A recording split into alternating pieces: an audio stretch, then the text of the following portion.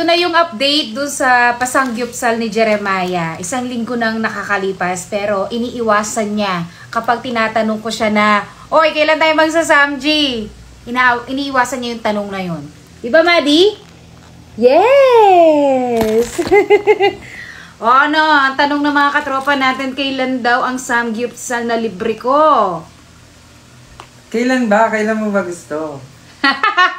Hindi, joke lang mga katropa. Actually, sobrang busy ko rin ngayong linggo. Kaya, pag ginaya niya ako, wala akong maibigay na araw kung kailan kami magsasamji. Pero bukas na. Bukas na tayo magsamji. May time ka bukas. Oo, sige. Let's go.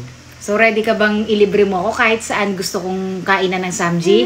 Oo, kaso masakit yung ngipin ko kasi kaka-adjust pa lang ng braces ko. So, sure talaga na kahit saan gusto kong kumain ng samji, shoulder mo yung gastos? Ay, pa-cute. So, yung totoo. Oo nga.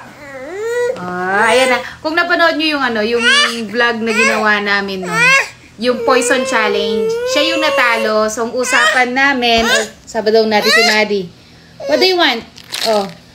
O yun, kung naalala niyo yung Poison Challenge, siya yung natalo nun. Kaya ang usapan isang gyupsal.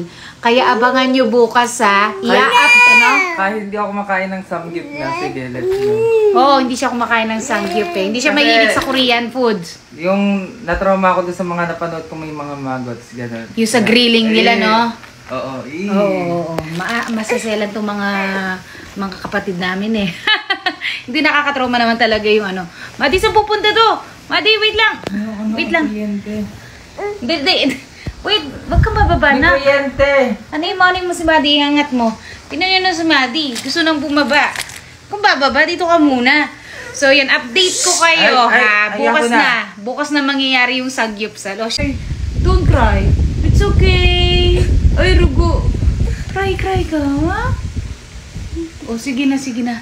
Update. Bukas na yan. Excited na me. Excited ka na ba? Yes, I'm so excited. Sa wakas. Uy, anong sa wakas? Kung maglilibre, tapos ikaw pa mas excited. Sa wakas, matatapos na yung kakaaya mo sa akin. Oo. Sige, bye-bye na.